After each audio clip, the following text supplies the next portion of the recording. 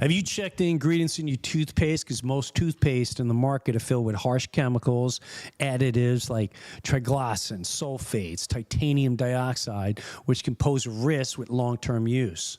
And you use them every day hoping for a healthier smile, but you end up with irritated gums and sensitive teeth and sketchy chemicals. So it's time to swap the chemicals out for peptides. So introducing Smile Peptide Toothpaste from the Wellness Company. It's a breakthrough peptide paste. It's designed to help reverse gum loss through mouth regeneration. So it's formulated with active peptides to support your gum regrowth. It's a nano hydroxyapatite. I looked it up. It's good. That's all I know.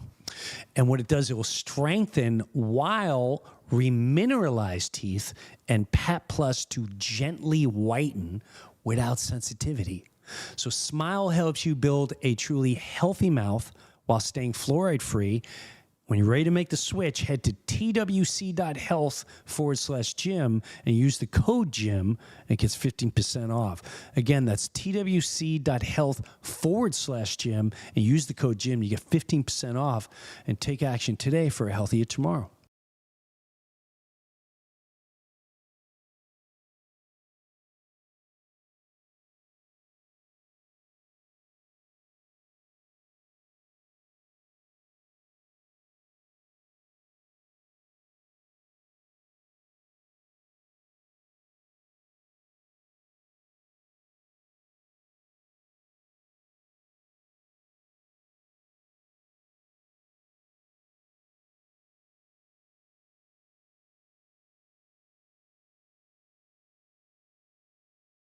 First of all, thank you for being super patient. I'm going to be blatantly honest. This is such a Jim Breuer thing. Maybe it's part of my age. Maybe it's just the lack of being organized, or just where I'm at in life. I'm just being honest. So I'm trying out material because the tour that's coming up. All right, so I have 2 shows in Naples. Right now I'm in Tampa. I just finished. Last night I was in Sarasota. And when I started booking these, I don't know, 6 weeks ago, about a month ago, I could have sworn I booked a Wednesday and Thursday in Tampa. So I was going to do Monday in Sarasota, come home, do the live show Tuesday, normal time, 8:30 p.m., and then drive to Tampa, do Wednesday, Thursday, Tampa, and boom. And I think it was about 3 weeks ago, where you guys know I'm talking Freddie Mercury. For those of you who are just tuning in for the first time, if you haven't seen any of the live shows and see some of the kids that run the show, Freddie Mercury, his spirit is alive, and he works part of this whole thing. So this kid, Freddie Mercury, what? Are we good? Yeah, I'm good. Okay. We're live, by the way, at Side Splitters. I'm gonna talk with my friend Lou here. We got a lot of history. We'll get into all that. So he says, "Hey man, just so you know, like, what do we want to do about the live show that Tuesday? What's today's date? The 16th? Yeah. Whatever today is." And I went, "Well, we're going to do it regular." He goes, "No, you're not. You're in Tampa." I said, "No, I'm not, stupid. I'm there Wednesday and Thursday, Freddie. All right? Maybe that little mustache is getting the best of you. Maybe that new haircut and the sides, I don't know, your chick thinks you cool, but I'm telling you right now, starting to get your head hot shot. You might want to pull your shorts up a little higher because it ain't on Tuesday." Well, it's on Tuesday. So here's another thing. All right. So I'm like, well, it's fine because the shows are all 7 o'clock. Last night I did McCurdy's when I played Naples at 7 o'clock. I get here and they're like, "Oh no, it's 7:30. Like 7:30. Okay. So the show always starts a little late. So then Lou's going to go up. He's at 50-20. Oh boy. Okay. I'll be off by 9. This wasn't happening. I got off like 9:15? Yeah, 9:15. Now I got the kids here. All right? The kids here all week they've been working with the manager, and they're going, okay, backstage the green room, what kind of Wi-Fi you got? Can it plug into this? And then the last second, like, let's just do it on stage. Go on stage. Okay. Yeah. All right. Let's wait for the people to leave, and we're gonna. Yeah, we'll do that. Okay. They're all sitting there. He's trying to hook up his machines, plugging in. The staff has been cleaning for 20 minutes. Pissed, because someone's got to stay. Like, how long is this podcast?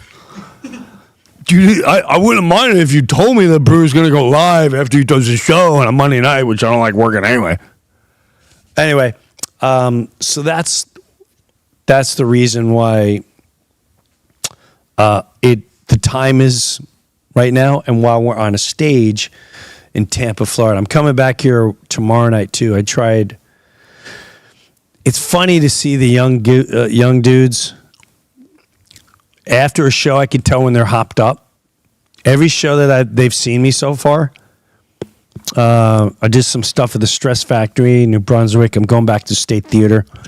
That was really raw and fresh. Naples, Florida. Last night, Sarasota. 2 weeks ago, Sarasota. I come off the stage and they're like, "Oh my God, when you tried this, like, oh my God, we did this, and he did the way you changed this, it was unbelievable." Tonight, I knew the type of set I had. Bolted and they were like, "Yeah, it's a good set." They couldn't. They knew. They can't. This is why I like these guys, because they're truthful. They can't lie. They looked at me like this. Yeah, no, it was good. There was some parts there.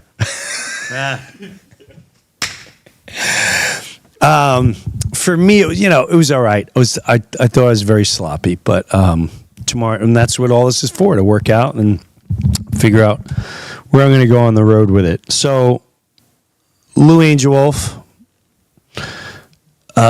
Lou was the very first comedian that ever introduced me to go on stage down here in Florida, and it was like my first real open mic night. And we were at Ron Bennington's Comedy Scene. Comedy Line back then. That was the first Comedy Line. I feel like it was a Comedy Scene when I went, no? Well, that was right about the transition, whether you're in under the Comedy Line or Comedy Scene. It's still the same thing. So was it Ron Bennington's Comedy Line? Yeah. Huh. Mm-hmm. And when did you start there? When did the club start? 87. What, this? Yeah. Oh. So Take that one off. this one don't work? Yeah, it's not working. Oh, it's just not working. So the people that are live, we heard you. We can hear you yelling from Belgium. Wat staat zo sluit in de wagen? Bij slagen. Dat is zo wij. So we got to hold the mic like, so what do you think, Lou? Well, so it was the Comedy Line. So what was Comedy Scene? So what? It was a transition time. But when did that club start? 87. Ah, okay. So I started, it was 89. I think it was July 89. And by then it was the Comedy Scene. Yeah. That was the house MC there. And I heard your name got there before you did. What do you mean? Some of the other open micers go, "Hey, there's this guy going up. This is his first time." And so I go, "Really?" And he came in, and dude, you were pretty cocky. I gotta say, you were pretty cocky. And so I go, "Okay," and I coordinated all that stuff. I was like the grand poobah of all that shit. And are we doing language? Oh, you say whatever you want. Okay. So anyway, that's this guy's good. I put him up first. So I go up there, have a decent set, warm the crowd up, and ladies and gentlemen, his first time on stage, Jim Breuer. And he goes up there and does 7 minutes and smashes it. You had a great set. For the best first set I've ever seen anybody have. Thank you very much. Thank you very much. And you came off stage, and I said, "Ladies and gentlemen," I said, "that guy's going to be a big star." You did say that. Or get his ass beat regularly. You did say that. He did say that. Because, well, You know what's interesting too is before that happened, I was really cocky. I was really, really cocky. Some people say I was confident. I definitely was confident, but I was. And you know what really happened was almost. And I tell people, Eddie Murphy. Yeah. He was on Arsenio Hall, right? Yeah. And I just moved to Florida. My parents moved there. I was pissed. Right. I'm a Long Island kid. I'm living in Florida. People wearing boots. What is going on right now? You know? And you moved to a sleepy little town, too. You moved to Ozona. No, I moved to Palm Harbor. Oh, you were in Palm Harbor? Yeah. Across the street was Ozona. Yes. Yeah. So it was all the same. It was known for the Town. the big boot. When you're on Highway 11, make a left at the boot. That's where I live. Boot Ranch. Yes. And it's a 611 is the road. Yes. And here's a little piece of trivia. My grandfather built the boot. Are you serious? 1964. Are you being serious right now? Ludwig Karl Dieter. My grandpa built that boot. Your grandfather's name was Ludwig? Ludwig Karl Dieter. What is that? German. German. Lou, you're German? Oh, yeah. German and Italian. Und Steichel du Schleugenwald Sachenhaken. Schnee schlägt uns Breuer und sich Sachenhaken. Wow, Dieter. Have you ever been to Germany? No, I haven't. My sister went. She loved it. She had a great time. So do you know where that part of you? I mean, I've never heard a name. That's a powerful name. That's like a fairy tale. What's his name? Ludwig Karl Dieter. And then Ludwig Heidrigen was seen on top of the hill. Und stinken the Wecke. With his He was quite a dude. He was my dad's dad. And he was married 5 times. Oh, wow. And he outlived all of his wives. In fact, his wife number 5 had passed, and then he got dementia, and he was 77 years old. Great looking, 6'4", big. What year is he born? Probably 1927 or something. Wow. Okay. Okay, and he was a dirty old guy. He was a dirty old. All old men get dirty. I don't care what anyone says. Well, here's living proof. We had him in assisted living. Okay, up in Newport Richey. I bet you, he's going to spark stories from my dad that I haven't unleashed yet. But go ahead. He says, and when he would come in and out, he'd be like present and then like, Right. And he pulls me close one day. He goes, "Come here," and I go, "Yeah." He goes, "See that nurse over there?" And I go, "Yeah." He goes, "At night, she shows me her pussy."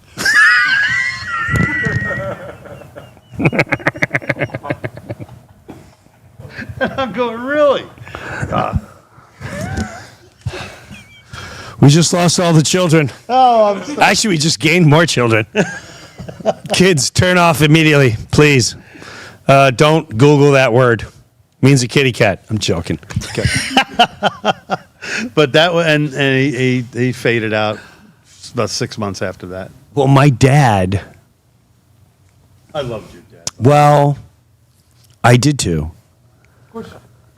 But he would, when he'd get riled up, and if he can make a female laugh when he got older, he'd say, he start getting amped up, and I'd be like, hey, know your audience. And man, he'd tell me to shut up. And they'd all be laughing, and he'd go, "You know what the giant clam's mating call is?" And I'm like, "Dad, no, the giant clam's mating call? Hey, you want a fat?" And I'm like, "Oh my God." And my mom would be like, "Jim, it's not funny. It's disgusting. He's disgusting. Don't laugh at him."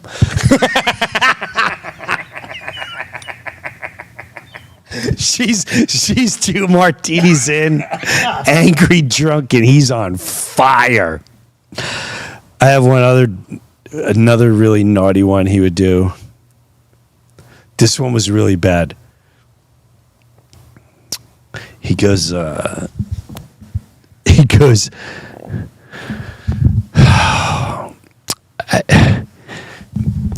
afraid to tell this story. Okay. I'm afraid to tell this story. It's Saturday Night Live. It's an after party, right? And Paula Abdul is there. Oh, wow. Now, do you guys have any clue who that is? You have no clue who that is. That's so sad. She was on American Idol. Yes. Yes. She was. Now, you're young. Is she attractive to you? Not really, no. Wow. She's a cutie. Straight up. And she could dance. Oh, my God. She was a great dancer. Yeah, so when she came up, hot, right? So, of all people, Paul Abdul, now it's the mid-season party, so we're doing it at Rockefeller Center, and there's hundreds of people there. Everywhere you turn is somebody's name. Oh, so-and-so's there, and so-and-so's there. So I go to the bathroom, takes me forever. I leave my dad. My dad's, he's in his 80s. I'm like, listen, I'll be back in 5 minutes. I'm just going to the bathroom.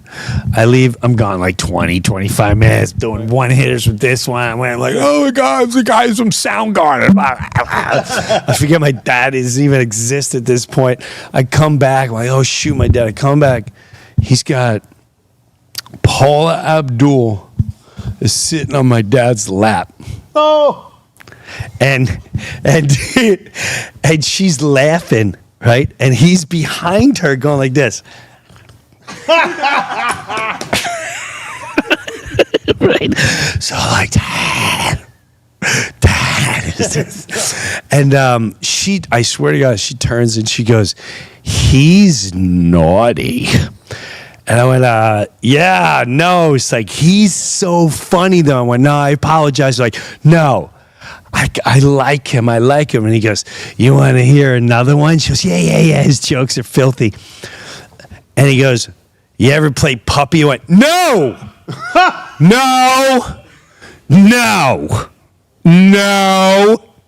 Oh, I think I know this one. Do you? I think so. And she goes, no, what is it? I go, please, Dad, please, no. He goes, I am so sorry.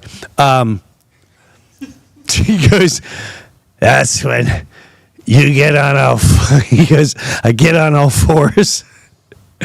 You sniff my ass and I just growl. I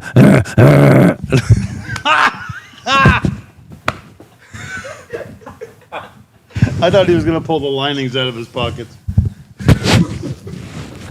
No, that's why it threw me off. I was going to go way worse. I'm like, what is going on right now? So your grandfather, was a dirty as he got older, and he built the boot.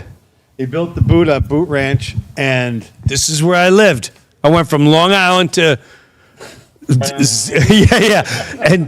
Dr. Steel Zamzukenheisen built that boot in the middle of the field. That's where we were at. Yeah. He, and we would we weren't real close to him. He and my dad had a falling out and this and that and the other thing. But when the various times where they were like kissing and making up or whatever, we'd go down to his little house in Largo, and he would, like, everybody would be able to, I was the oldest kid. I was like 12, all right. Okay? Yeah. And he would go, come here. And he'd pull me in the back room. He goes, I got something for you. And I go, what is it? And he hands me this little stack of German adult-esque magazines called Stern. Oh, no. Stern. Oh, no. He goes, just going somewhere bad? No. Okay. He goes, he says, I don't know how you get this into your car, but get these into your car. So we went out to the car, and I stuck them under the floor mat. Yeah. I picked up the floor mat, put all the magazines underneath there. Yeah. And it was all these black and white, they were from the 60s, like 64, 65. Yeah. All these black and white naked German women. Just fur. You're 12 years old. I'm 12. Yeah. And See, I'd never seen anything like that before. and then your innocence is gone. Yeah. That was like me when I saw Phil's dad's tape. Phil's dad's tape traumatized me forever. We were playing King Kong and Godzilla. We were playing Rocket Ship. We were playing. This was nowhere on our radar.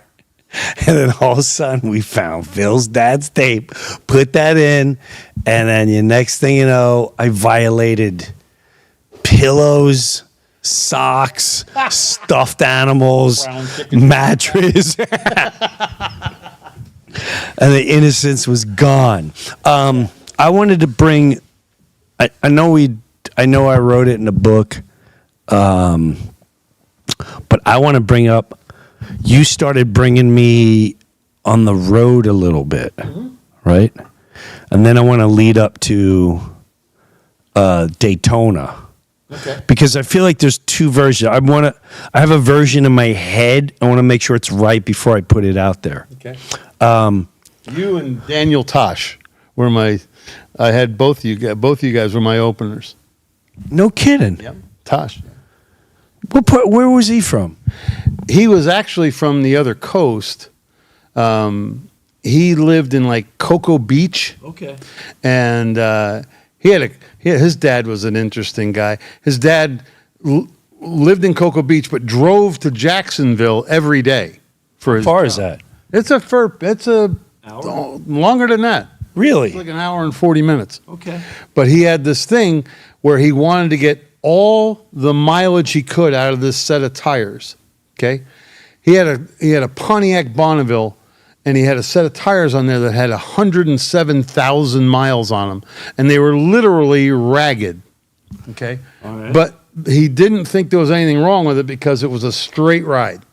You get on I-95 North, and you just keep going straight. Okay. Why wouldn't he change the tires? He was actually a very astute financial guy. So for some particular reason, he wanted to get every last dollar out of this set of tires. Now, did Daniel tell you this, or is this your own observation? Yeah, no. And I met his dad, and I got the whole story. Okay. So Daniel was what? when he was first starting out. I remember we did Janie Lane's Sure. in Orlando. He had a nightclub there. I remember JJ Whispers. Was it JJ Whispers? No. Where it was Billy Gardell? That was their territory. It was their territory. Yeah. Yes. But this was Janie Lane's, who was a lead singer of some Wait a minute. fancy band. Yeah. Well, like a hair band. Yeah. And he had the room, and I remember I was closing, and Tosh, he just ate it. He had a horrible set. Couldn't buy a laugh. Okay. Couldn't light farts or nothing. And so I remember I finished up my set, and I'm walking, and we actually rode together for a particular reason. I don't know why. And Because we always had to drive with somebody. You couldn't drive. You never drove. You didn't drive a lot. I drove a lot. I had to drive your ass a couple times. I was going to talk you into it. Yeah.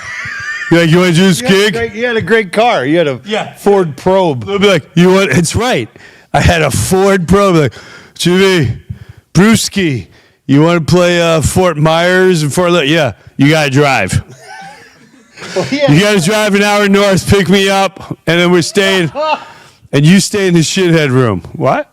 No, you weren't like that. But but I did do the driving. And then because I want to get into all that stuff too. Because his car got 30 miles to the gallon, and my car got like 12.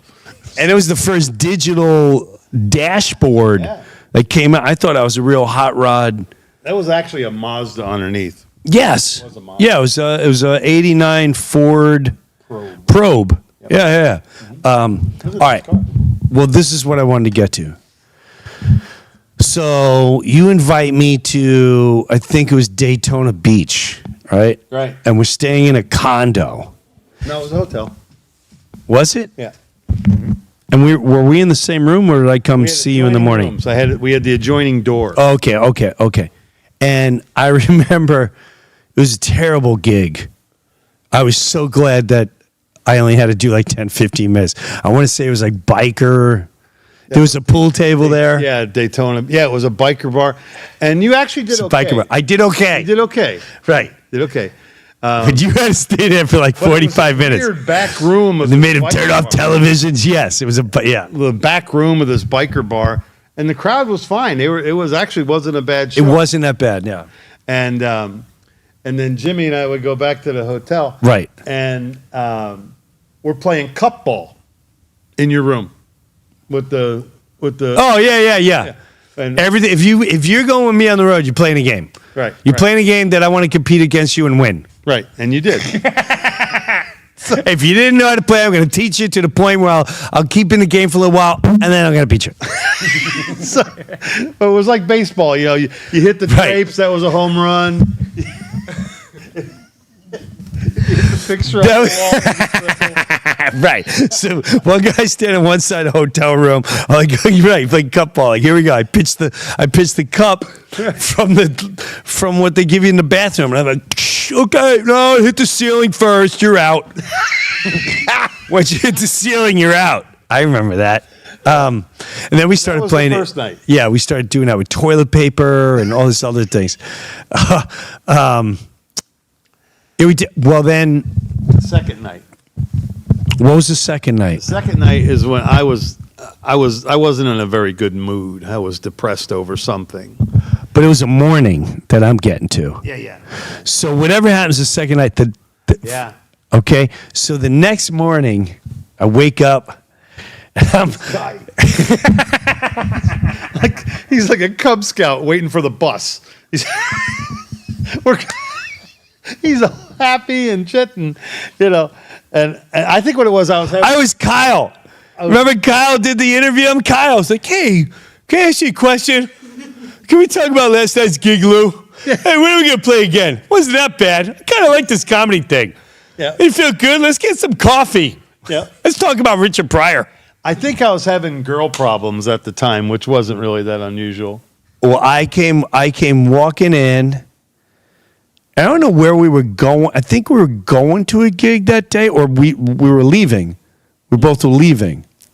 Yeah. From what I remember, we were leaving that day. You were going your way, I was going my way. Right. And I came over in the morning, and I'm all happy. Mm-hmm. And you Chipper. Yeah, I was totally chipper. And you're sitting on the mattress, right? You're smoking a joint. You're like, Brewski, you want to hit? And I went, Lou, it's like, oh my God. 30 in the morning. Yeah, like, oh my God, the rooster didn't even, he didn't even get to that yet. You're like, I ain't waiting for the sun to come up. Screw the sun. I hope Bill Gates one day comes and he blocks that out. Shoot those chemtrails everywhere. So, and you said you I can't remember everything you said. I just remember you brought up God. You were pissed at God, and it freaked me out. Right. And if I'll let you tell your side, but what I remember is you sitting there, and you were like, you know, Brewski, think everything's so peachy, beautiful, clean, and whatever you said. I didn't get upset what you said, but you said God is. You said something about God. You were like, you know. I don't even know if he's watching me. I don't. Yeah, like, I don't even know if he's involved in my life. Yeah, I'm like, there's no God, and I went, whoa, Lou, oh my God, don't talk that way. Right. And you started talking to me like, oh, what is he gonna like throw me under a bus now? Am I gonna get hit by a bus or something? Right. Something to that degree. And I could be wrong. This is what I thought in my head. A long time ago too. Yeah. And I'm going, Lou, please don't say that. Please don't say that. You're like, Jim, you're young. Yeah, You'll see when you get to my age. Life isn't what it was either promised or something like this. It's something the way that part went. Yeah, like I said, I think I was having some girl problems, and And of course, as a young comic, you're trying to make a living, and Yeah, we weren't making no money. we weren't making any money. Yeah, And yeah. It was like $25 here, $50 here. My dad had a business that he kept wanting me to enter into. And your grandfather built the boot. You're Yeah. like, come on, man, I got to keep it up. So I got all this manly. I got boots to get. Come on. I got all this manly shit to do, but Right. I just want to tell dick jokes and chase chicks. Right. So, Right. so At least you're honest. I was. Yeah.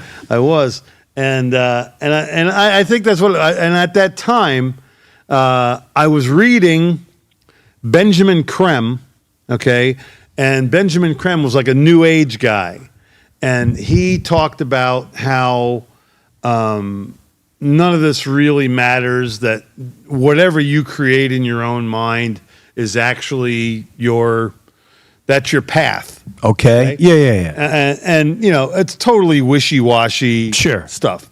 No commitment, no no control over your life. Just kind of like ramble through and bounce off everything. Get on a raft and just go. See what happens.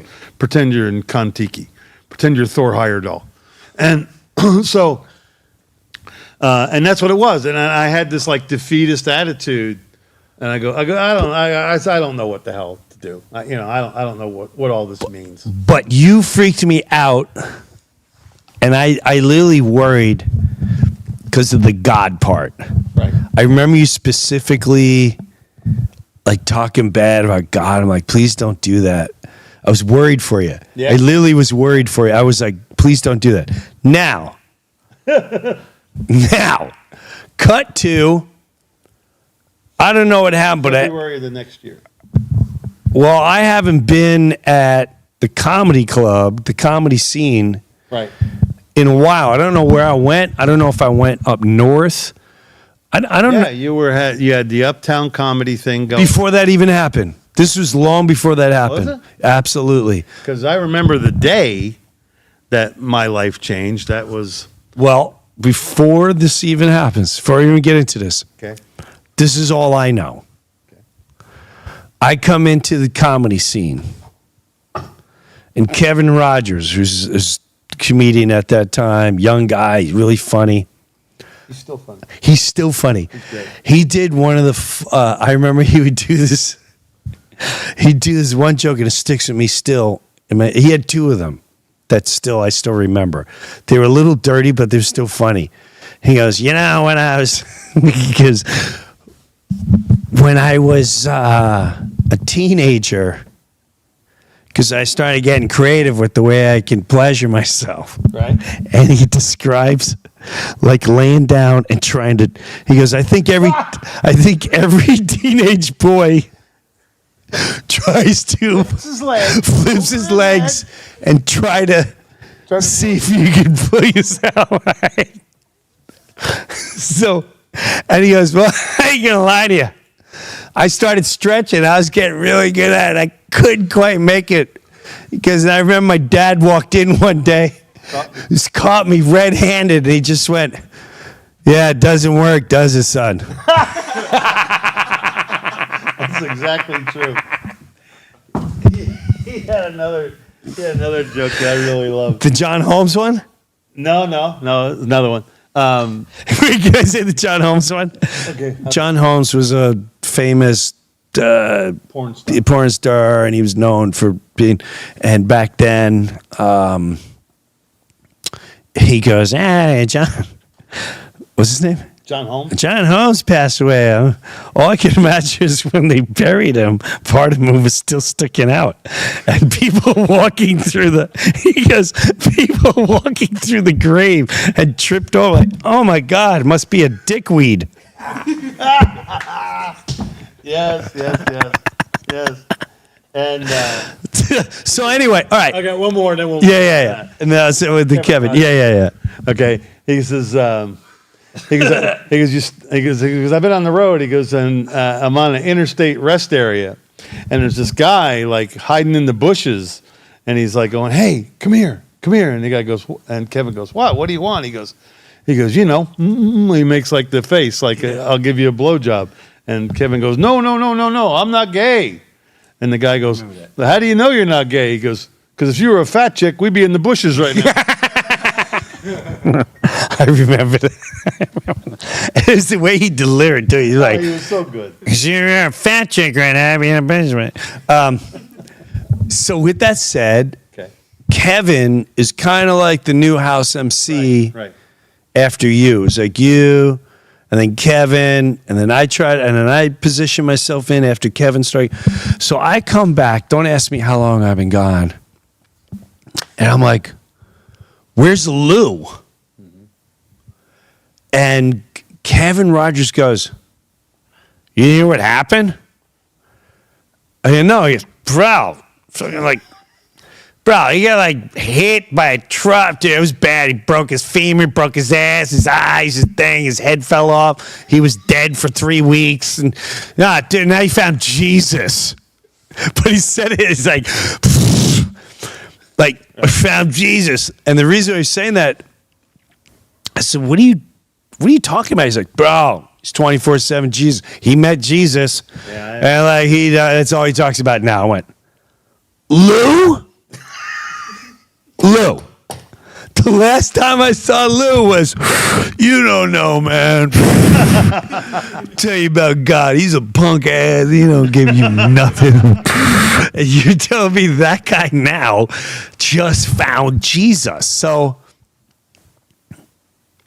and then and some people at that time too did not want to be around you. Yeah. I don't know. I think you know that. A little isolation. There was isolation because you were deep in it, which I talk about when people first find what they're into. They're like, oh my God, have you known about it? Did you hear what's going on? He's got sandals, he's walking on water, he's healing people. Have you thanked them? Like, okay, slow down. Just want you a cheeseburger and some fries, and we'll talk all about it. But you were excited, but I don't know your version. Well, 100%. I was going to an evangelical church. Before you got there, how did it go from here? Hey man, there is no God. Jimbo, you don't know what's going on. I'm kind of angry. I think you said I'm pissed at him or I'm angry with him. I'm disappointed with him. Yeah, it might have been. That's what it was. Something like I'm disappointed with God. Yeah. And you were really down. How did it go? Because the next time I saw you, Okay. I found Jesus. Right. I was like, what? I was driving here to Side Splitters. And I was worried about you. But back then it was Crackers Comedy Club. Yes. Okay. And I was on my way to a show, onto this show, and I had Glenn Danzig in my tape player. Okay. Mama! And the song Devil's Plaything was on my thing. It was on my, and I had a cassette player. You used to have to eject it, flip it, and then put it back in. Yeah. Well, when that song ended, I go, oh, I like the next song, which I think was Mother. And I took it out and I flip it back over, and I took my eyes off the road a little bit. That was like the first phone, meaning you're looking at something, not paying attention. Yeah. So, but it was under construction. It was on Racetrack Road, and the curb was like this high off onto the grass. So my car, I was driving a Mazda 323. It jumps off the side of the road, and I go, oh shit! So I overcorrect, and the front wheels are in the air, but I turned them like this, and when the wheels hit the ground, I went head on into a truck.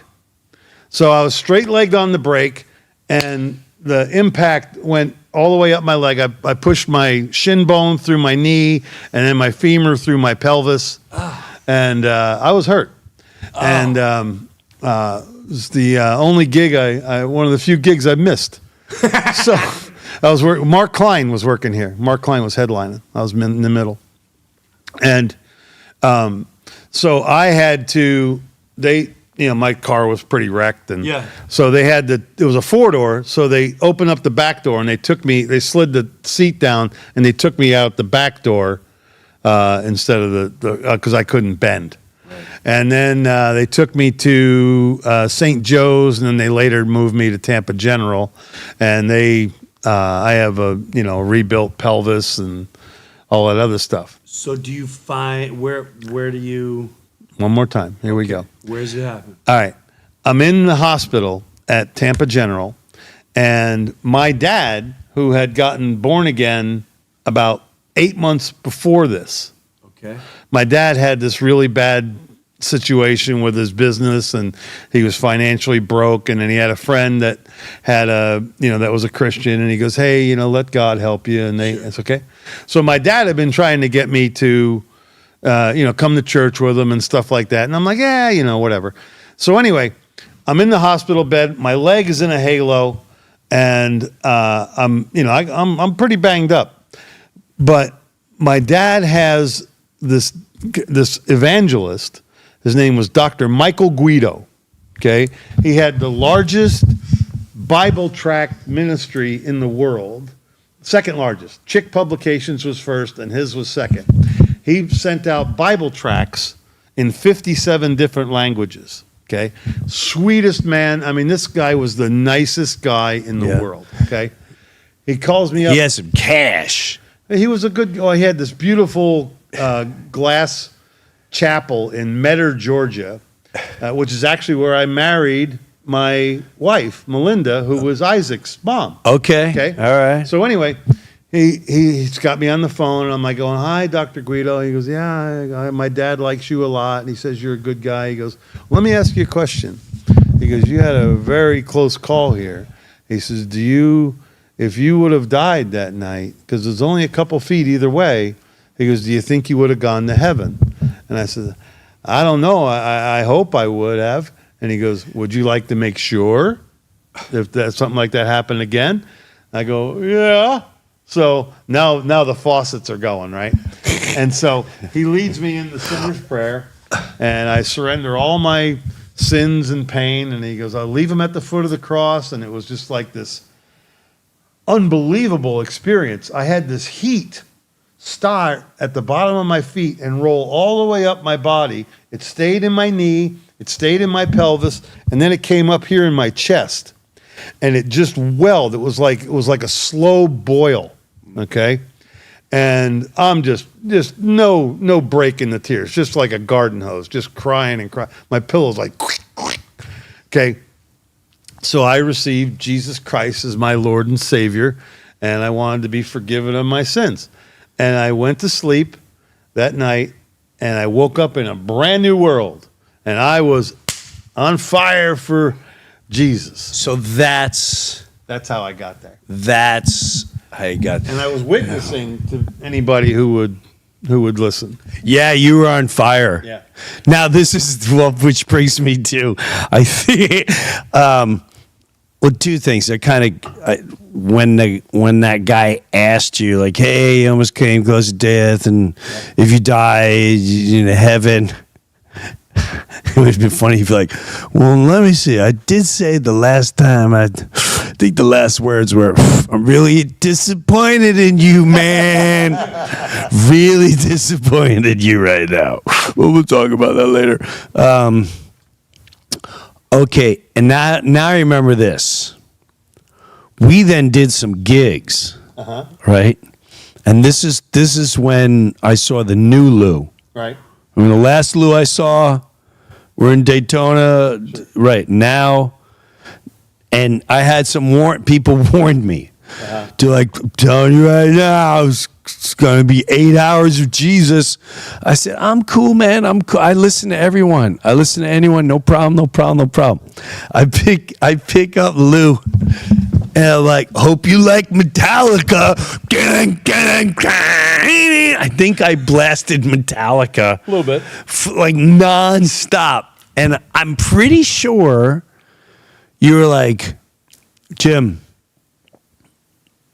you were like, even with music, it was either good or it was bad, right? It was like either either sending good message or best message. Yeah. But are you the same way now? No. I don't fill my head with that kind of stuff anymore. I don't listen to Danzig anymore. No. But like, see, and this is where I thought it was interesting because it wasn't you. I was with someone else, and I always saw music as All right, think of it as you go into a church, Right. right? And the pastor goes up. I'm not a church guy. I don't do well with church. Right. I just get bored quick. get it. Yeah, I get bored quick and all that jazz. And that's no offense to to faith or any church or whatever. Music, a lot of times, some of the older Metallica, even like AC/DC, like Hell's Bells is definitely very dark. Yeah. But I didn't. What's weird is I didn't see it as I want to join that. Right. I saw it as whoa, that's a serious warning. Sure. Like there's no stopping that. Right. Well, also what happened too was, I of course met a new group of friends, church people, okay, Right. and young, like this youth pastor guy, okay, and he told me all about. He had this like little thing about what all the like the heavy metal bands and what they were talking about, and and I'd say, oh well, because I had Right. living proof right there with Danzig in my tape deck, Yes. which I ceremonially smashed in my driveway. I'm sure Danzig is going to be very upset to hear this. He'll walk right up, all 5'3". Dude, he'll hunt you down. That guy's afraid of nothing. Huh? He's afraid of nothing. He's crazy. Oh, he's a bad dude. No, he's crazy. I know. Yeah. So anyway, so that's what it was. I had new people filling my head Okay. with stuff. Yeah. And that's what happened.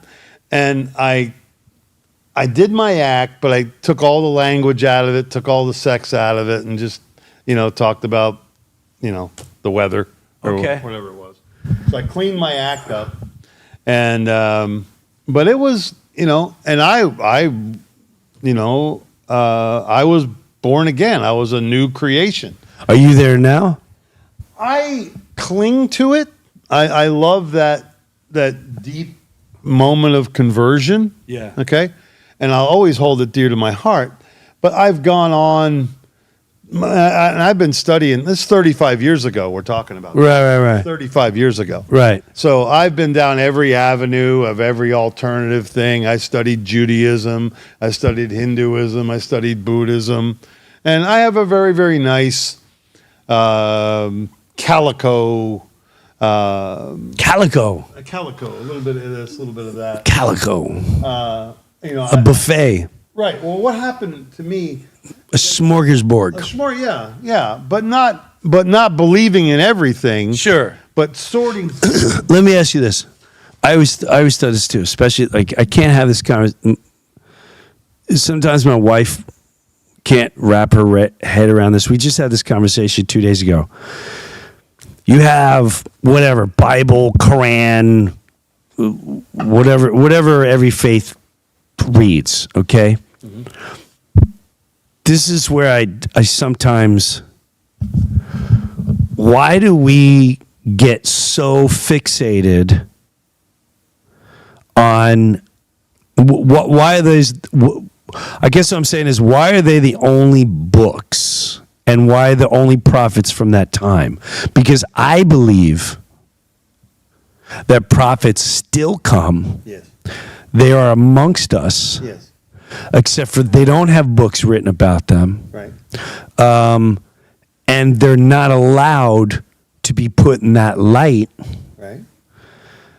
Because there's some kind of like non-acceptance.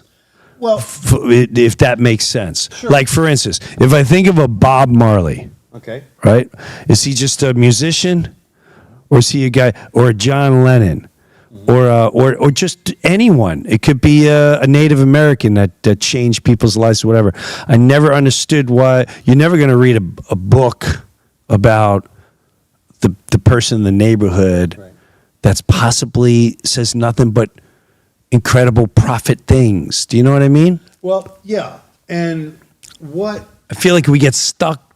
Well, the Abrahamic faiths, okay, whether it's Judaism or Christianity or Islam, Those are all of the Abrahamic faiths, and they all have. See, like, I don't even know that. What is that? Well, Abraham is the father of all these generations Okay. from way back when. All right. Okay. Yeah. And Christianity is, out of the three, Christianity is the best deal. Sure. Love and Mass, yeah. open forgiveness. Sure. Just you're forgiven of your sins. It's all good. Move on. Yeah. When you pass, you're going to go to heaven. Okay. But also too, all that stuff came. Can I ask you this? Sure. I know you're getting intense, and I hope people don't get. I hope if you're mad, just write in the comment. Jim, shut up. It's okay. What is heaven I don't even in know. your head? In your honest head. In your honest head. In my honest When head. things go down, Okay. it's all over. What happens to Lou? Well, this vessel will surely stay here, or this bag of meat that I'm living in right now. Okay. But the spirit inside of me is going to go somewhere. Okay. And heaven is kind of a Christian tenet where, and a lot of it is, Forget heaven. Where are you going? What's going to happen to Lou? well, I had a wonderful teacher in my life, a guy named Mike Merberg, and he's kind of been my bodhisattva. And he studies the Tao, which is the oneness of all things. Yeah, yeah. And in that constant phase of love. Yeah. Okay. And this is the most beautiful explanation that I've found so far. I mean, I like the fact, let me put a tab right there. What it's Lao Tzu teaches that we all come from this giant sea, this giant ocean of water. Okay. And somewhere in your life, when your life starts, you are this leaping splash of water or whatever it is. Okay. Yeah. And then you soar all the way to the top. Okay. And then when your time is turning, okay, you lose your gravity and you return to the very same sea from which you came. Okay. So you are always pure spirit. Okay. And all of these things are guides and paths back to your own true self, which you were born with, So even though I did the, evangelical Christian avenue, and then I studied Judaism, and then I just kept going and going and going and kept reading, and it's a constant hunger. I mean, I don't even know what I'm going to read next, but it's well with my soul. I'm okay with the decisions that I'm currently holding, Right. But I don't evangelize anymore, just out of humility, because I don't know. I can't say 100%, and in the scriptures it tells you, let your yes be yes and your no be no. Right. Okay, Yeah. so you don't have to validate. Okay. And also, too, when you meet somebody, a lot of times the evangelical Christians, they think that, oh, this person came to my life because they needed salvation or they needed something. And that might be true for some people, but it's not true as much as it was. And don't forget, this was also 1991. No, I know that. And there was, but the Christian wave was a lot bigger. This is true. Right. And ever since COVID, they've been basically kind of humiliated. But what I'm saying is, and you're going to find your own path. I see what you mean. Yeah, I know what you mean by that. Because You mean the way they close things down and all that? I thought that when this was all happening, I go, this is the chance for the church to really shine, really come out and help people, really lead people to a wonderful path. They didn't do anything. There's only a handful of churches that had the chutzpah to do anything. Do you think? By the way, you didn't say where you're going to go when you pass away, but do you think you're going to go somewhere? You think you're going to have feelings? You think you're going to have I'm just going to return to that and be peace? Yeah. Yeah. That's the thing too. It's like no one really knows. You don't know. You have no clue. My father said this to me once, because my mom believed, and she started like freaking out towards the end. My dad, World War II, and I said, "Dad, do you think you're going to heaven?" He said, "No." I said, "You don't think?" He's like, "No." I go, "What do you think when we're out of here?" He goes, "Nothing." He just, "That's it. You're out of here." And eventually people forget about you. I went, "That's not true." He goes, "Yes, it is." And I went, "Oh my gosh." Now he had a different life and journey than I did. Sure.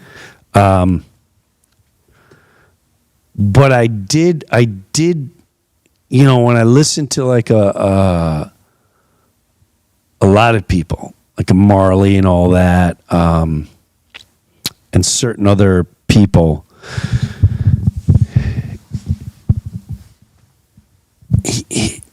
it's like I feel there's so much more of God inside of all of us, and we're told you got to go to the church, which for some people that's incredible. Sure. You got to learn the book, which some people that's incredible. But I always ask, what if that didn't exist? What if something happens and that doesn't exist? Where do you find your source? Where do you find your source? And that's where I feel sometimes that all of that is designed inside of us, and that all the noise, Muslim and this and dang, and again, I sometimes really feel that's designed to keep you not from realizing it's already inside you. And if we spent whatever amount of time a day just being, or just meditating, or just asking, like, what do you want me to feel? What do you want me to do? What do you want me to say? It'll come to you. Yeah. It's come to me multiple times, whether you want to listen to it or not. So that's, I find myself in a tricky place, because I do have a lot of people that want you to say, accept Christ. Right. They want you to say, which then to me is kind of the catch-22. Like, if it's your journey with him, are you already judging me? You're judging if I accept or not. Right. And whether I am or whether I do, you shouldn't even be in that position. And I'm not. And you're not. I'm not. But that is, I feel like a lot of people on this earth don't realize the incredible design that's already built within us. Right. And heaven is right here if you allow it. If you allow it. Here's my rub with the whole thing. Yeah. As I've grown. This is all, we're taught, like my dad was one of those, even your best deeds are as if oily rags before the eyes of the Lord.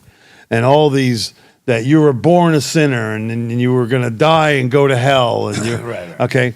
Well, but if you look at that for the fullness of it, what it is a blood sacrifice cult. Okay. You had to have that man that lived, Yahusha, they call him Jesus. Okay. Jeshua, well, I've heard that. Yeah, Jehovah, lots of different names. But the most accurate Jesus translation, Christ. Well, yeah, but those terms are all they're not even close to his real name. Sure. So Yahusha was the son's name. Yahuwah was the name of the father. Hey, watch your mouth. Yahuwah. And hey, Yahuwah. And all of that. I didn't mean that, by the way. I'm just trying to be funny. I don't even know who you are. I said the same thing. Yahuwah. But like the whole, here's the thing. If the Creator made you full of love and wonder, which he did, okay, why do you have to amplify what you did wrong? Why can't we lift up what is good? That's when why do I need the blood sacrifice? And if you look at the blood sacrifice, it's dark. What do you think? Where do you think why are there so many children missing in the world? They're being sacrificed under a similar system. It's a blood sacrifice system. Okay. Well, you have to have blood to redeem your filthy soul, is what they're telling you. And I don't believe that. I believe that for the creator of the universe who made all this loving spirit, I've just met so many beautiful people that spoke so many different languages, I mean, spiritually and all that other stuff, and they spent the time amplifying that. Well, I remember talking to this guy literally in the bush of Tanzania. Mm-hmm. And this is one of my questions with like Native Americans. Mm-hmm. All right. It's like they were crushing it till people showed up with guns and whatever happened there. To a degree. Guns, whatever happened there. Right. All right. We really don't know what happened. We're told what happened. Well, a lot of history. We don't really know. History goes to the winners. Correct. But there were some wild Native Americans, and they were killers, and you know, sure, they conquered lands just like they were conquered, sure, by us. Sure, tribe takes out another tribe and all that, or whatever that is. But what I'm saying is the whole blood sacrifice cult thing kind of rubs me the odd way these days. When you are born of the Creator, who is love itself. They don't teach us about the ether anymore, and that's where the Creator lives, and that's where His Spirit lives and dwells and blows through. You're a porous object. His creative spirit can flow right through you, okay? So, but why would he or it develop such a thing that needed a blood sacrifice to atone for? The whole thing's a little, it doesn't make a lot of sense. But don't you think that's man creating that? Yes. That's what I'm saying. Absolutely. So man creates this. It's terror. It is. It's the scare tactic, and it's also a give me tactic. I'll give this to the. Mm-hmm. Don't worry about it. I'll give it to them. Like who? It's very much, to me, that thought process is pretty out there. It's crazy. Control mechanism. Now, but what I was going to say was something that I thought was interesting, or made me think. So I'm in Tanzania in the bush, and one guy is very calm. One guy's super educated. The other guy's educated. When I say educated, they speak good English and whatever. That's what I mean. Whatever we'll call educated. Not dumb, just educated. The other guy was more, he's ready to take on the world, and he wants to start. He's got a taste of traveling. He's going to do his own thing, and but the other guy had this kind of calm peace about him. And the other guys would talk about Christian and this and that and all that jazz and their church and stuff like that. But when they went walking, because my wife was all into that, and so they went by this tree and they started talking about this tree, and this guy turned to me and he goes, I returned to the bush. Mm-hmm. I said, what do you mean? He goes, I grew up. He goes, my family is just beyond those trees. He goes, we still live out in the bush. I go, yeah? He goes, we used to worship the sun. Mm-hmm. The sun. The sun gives life to everything. Sure. We worship the sun. The sun gives life. The plants face the sun. Our cat will lay in the sun. The sun. I said, oh, it's wild. He goes, we were here. He goes, first the Muslim missionaries came. I went, oh. He goes, and they brought us things and a thing, and then the Christian missionaries came, and they brought us, they built schools and clothes and thing, and then we started going to school and learning the songs and all that. He goes, but it wasn't like being free in the bush. Mm-hmm. He goes, I came back because this is where I feel God.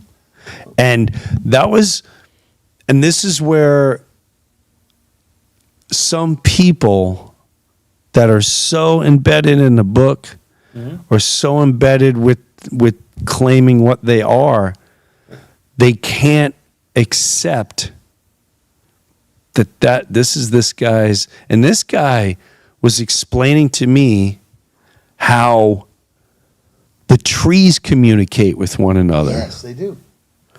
They were explaining to me how a certain bug communicates with this other bug that communicates with the tree and warns when a giraffe is, you're like, what? What? Because they know Yeah. everything is connected Yes. and designed and has a purpose. Everything's a frequency, everything's a vibration, and we've been robbed of those teachings. That's what I'm talking about. Yeah. And because all this is not this shoved in your face, but there's a lot of churches in a town. There's a lot of mosques in a town. There's a lot of temples in a town.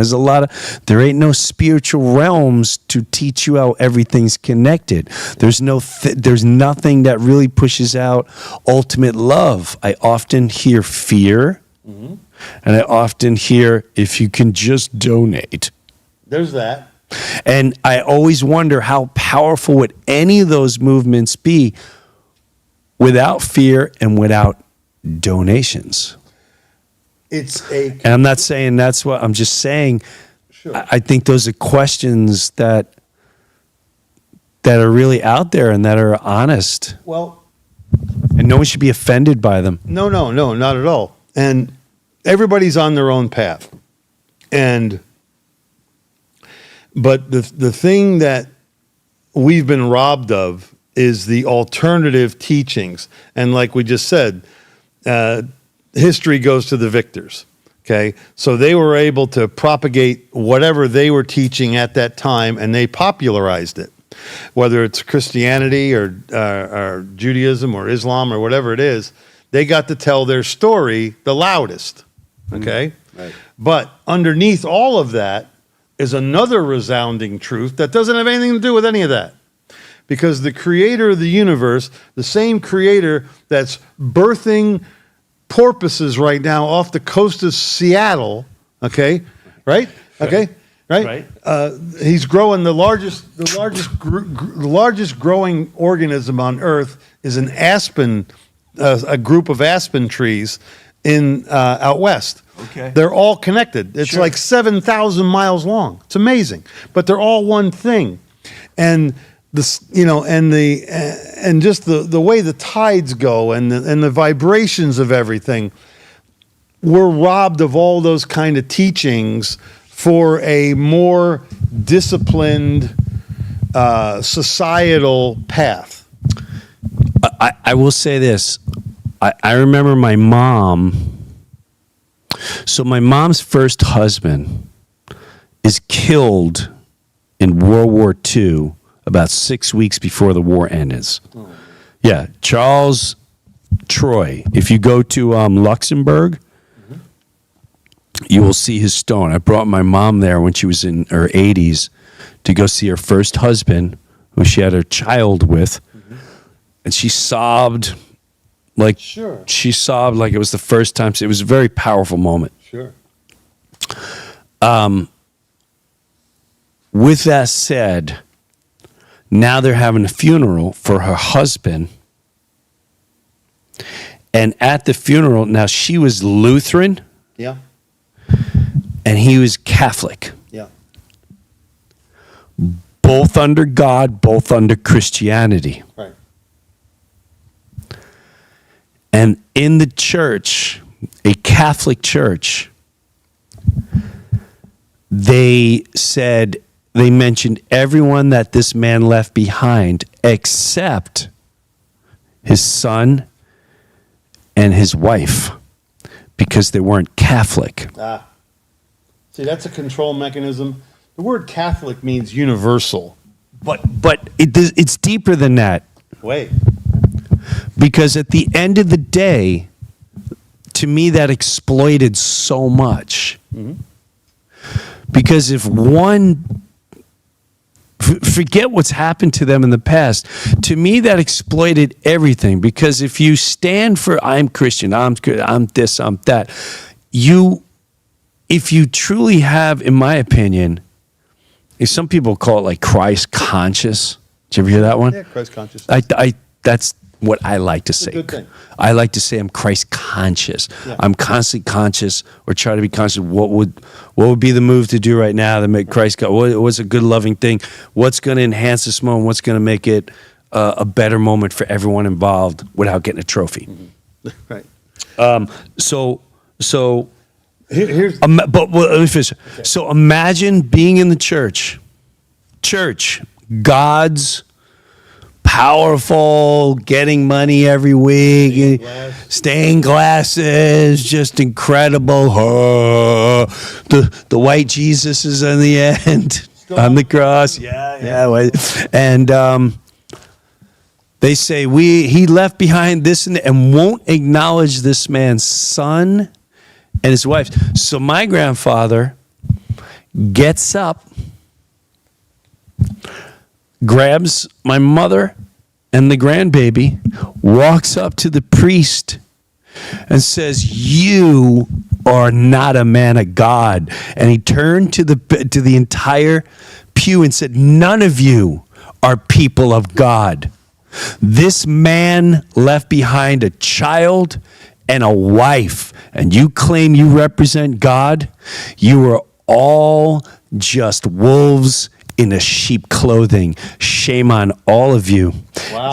Right? And he took them and he marched them out. But the thought of that happening in a church way back then made me realize, just that story as time went on, how controlled things are. But people will not accept that because it's their culture, or they're embedded, and they don't want to believe in the boogeyman, or they don't want to believe that perhaps things aren't quite as they think they are, or they're in their safe zone and they don't want to be exposed to deeper things. But to me, that said everything for me. I know what I know. Don't confuse me with the facts. Exactly. Exactly. But my thing, and this is something that Merberg taught me. Who's this Merberg?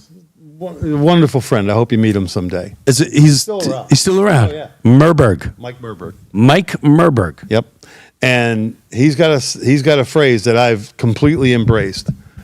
To label me is to limit me. And what do we do in our society 24/7 here? Label everything. Everything's labeled. Everything's got a name. I'm doing well, sire. Sure. They still believe everything we post, everything we say, and everything on television. They trust us all. This is a mass. It's a mass. Labels. This is a mass manipulation of populations and human souls. It really is. Of course it is. But I want to, someone told me a great phrase, how the power of fear has controlled for so long. But guess what? It's time for the fearless.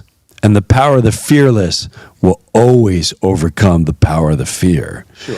And that's, I feel like the John Lennon song, "I'm just sitting here watching the wheel go round and round," and those other songs that say they're just kind of waiting.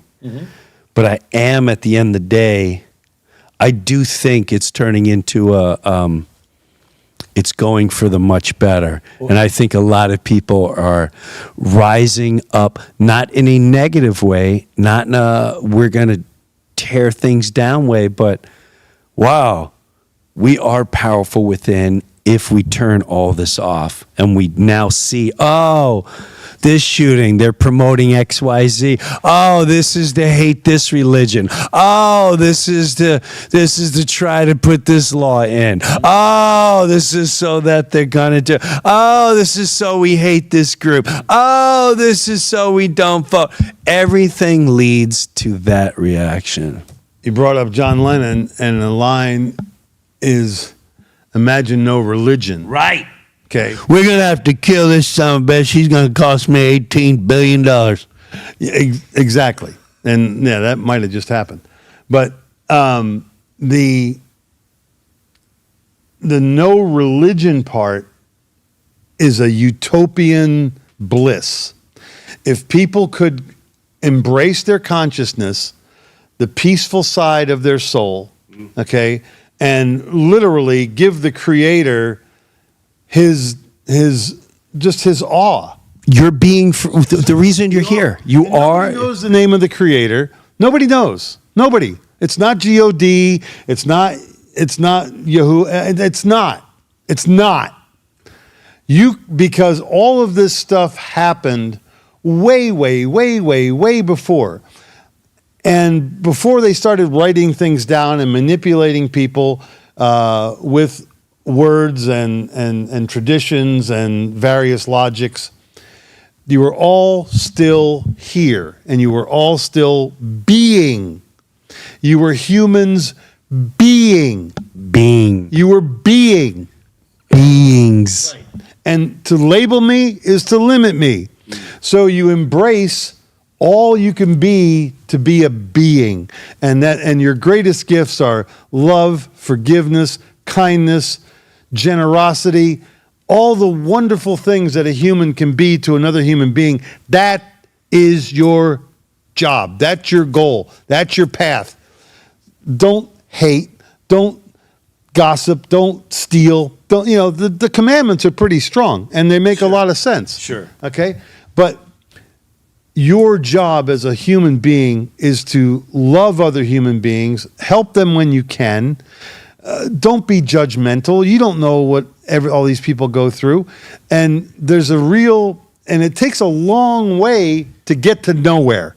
It's a long way to get to nowhere. That's the real hit AC/DC song. That's the God song right there. It's a long way to get to nowhere.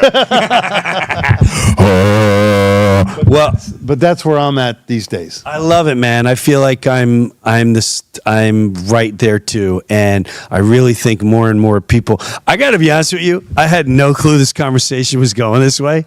I don't know if there's people still watching. I don't know if they are still watching. I got to be brutally honest with you. I feel like I was really high this whole time, and neither one of us. I've been drinking water all day, and I haven't seen you for a while. This was something we would talk about, being 1920, stoned in the woods, like this is what I really. This was long past, and there was A long car ride. This was a whole different car ride. This was a great car ride. Oh my gosh. How many years later was that? Was 89? No, that was like 91, 92. 91, and here we are 20. Wow, that's freaking awesome. And you're never done. You're never done. No. But the test of any stroke of faith is it kind? Is it gentle? Is it loving? And that's why it's really hard to love a lot of people. Well, also, this is why I'm starting to slowly do this, and I'm working on it really hard the last couple weeks. Turn the noise off, because I do believe the real spiritual battle that all human beings are going through is 24/7 bombardment. Yep. To pull your energy, your attention, keep you distracted 24/7 from the value that you truly are capable of being as a human being, like you said. Bro, all right. Lou Angel Wolf, thank you. But I felt like like you were, what was his name? Gandalf. I felt like this was like a modern day Gandalf. There was a moment like, dude, are we in Lord of the Rings right now? Or like, this is power. No, but that was beautiful, powerful too. Good conversation. It was really good. I wish you all the best. Going on tour tonight was a lot of fun. I tried a bunch of stuff out.